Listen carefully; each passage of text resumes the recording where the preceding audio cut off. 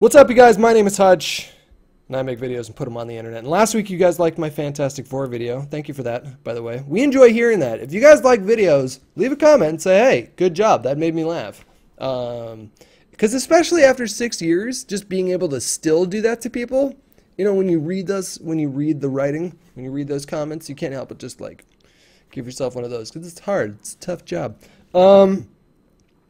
So last week I kind of kicked off a series inadvertently. I didn't know I was kicking off a series, but sort of this, I did Fantastic Four in 10 minutes last week, and this week I want to do Straight Outta Compton in 10 minutes. I get so sidetracked. Truth be told, this is like the 5th take of me trying to make this because I want to make these videos with as little to no editing as possible when it comes to like jump cuts and stuff like that. So I apologize if the flow is off, but let's talk about this movie. All right, so this is one of my favorite films this year. I'm not saying it's one of the best films this year. I'm not saying I think it should be nominated for Best Picture because I don't think it's quite there, but it is really good and it's really important too. The message of this film couldn't have come at a better time culturally in this country. And you young viewers that have been watching my videos for a while, you also have to take into account that I'm 32 years old. I was raised in a completely different generation than you were. I was raised in a generation where we didn't have the internet. It just wasn't there. Can you imagine that? Like you could read sometimes if you wanted to, maybe go see a movie or something like that. No internet. It was just, I mean, so cultures had a tendency back then, I think, to be more insulated and to not be as affected or influenced by outside cultures. And so it was really easy to not progress culturally. It was really easy to hang on to old, outdated ideas like racism. Right off the rip, this film as a biopic gets, you know, a seal of approval, thumbs up for me because I'm just a history fan. Yeah, and it follows the lives of these 3 young men with a bunch of secondary characters and then a lot of familiar faces making like cameos in the film that I don't want to say because I was glad that I was surprised by some of the, you know, think of big rap artists from that time and there's a few of them that make these small little cameos in a way that's like a nod to just a nod to them and I really enjoyed those too, but and so the film follows the lives of Eazy-E, Ice Cube, and Dre, with a focus more on Dr. Dre and Ice Cube. And if I could say one bad thing about the film is that I really wish that I would have seen more willingness from these 2 men, because I'm sure they influenced how the movie came out. I really wish that I saw more willingness from these 2 men to let us see the bad parts of them. Because we see the bad parts of a lot of these side characters, and we see the bad parts of their manager, and we see the bad parts of Eazy-E.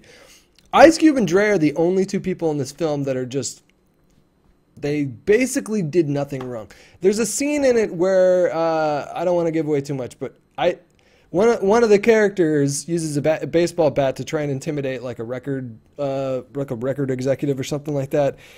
And like even the way that's presented, it's presented in a way that it's like positive. It's like presented positively with regards to this character. I wish that I would have seen more willingness from these guys to just to admit that they made mistakes and maybe let us see some of these mistakes because all these other characters are not perfect. And then here's these 2. So I think that's probably for me what's preventing this film from being instead of it being a really good film, it being a great film. Like I think stuff like that held it back from being like a great film or a best movie worthy contender. That being said, it's still really interesting. And I said going into it, but if you're going to make a movie about any kind of group like N.w.a, the movie needs to be about the music.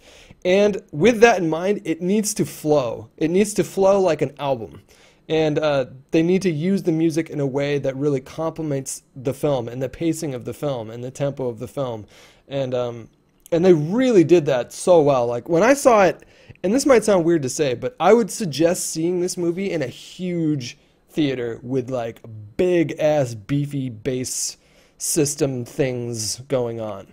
That's how I would see it. I saw it on it's not even like the midnight showing because they have shows now at like 8 p.m. on Thursdays now. But that's when I went, and it was a huge crowd, huge auditorium. It was a really fun crowd too. I think that's what made my experience so fun, is because I looked around. There were a lot of people that was like around my age, so like 25 to 35, and we all grew up with this music. I mean, I went to this small private Catholic school, and these artists had no way of knowing that they were reaching the people that they were reaching, and probably at some point they probably wouldn't have wanted it to reach someone like me in that position. But I think the reason why young white kids in this country connected with rap so much is because we connected with the anti-authoritative parts of it. We connected with the like, we wanted to feel as fearless as these rappers were talking about being. We wanted to feel that way.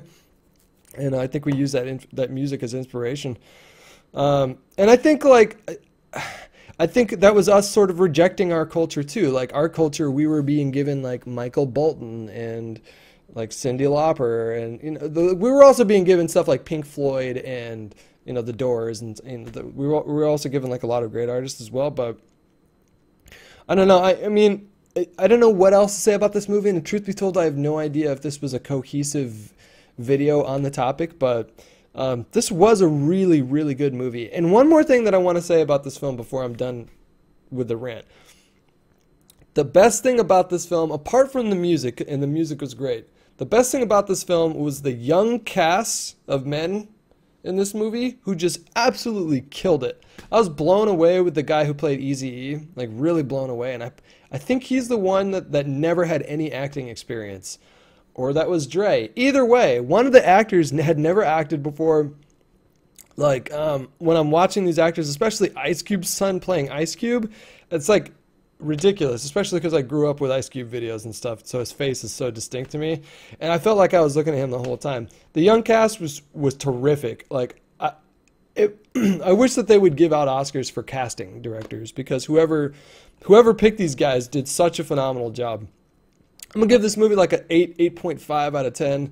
But I want you to like, that's me saying this movie is really, really awesome, and it just had a couple things that held it back, but it's still like not enough to, like, even the things that pissed me off about the film didn't really piss me off. I just kind of had myself thinking in my head like, this movie could have been like a masterpiece of cinema, but that's all right. Maybe one day they'll do it again in like 30 years when they reboot the biopic genre. Anyways, I'm gonna go. Hope you guys enjoyed the video. Enjoy your weekend, and I will talk to you all later.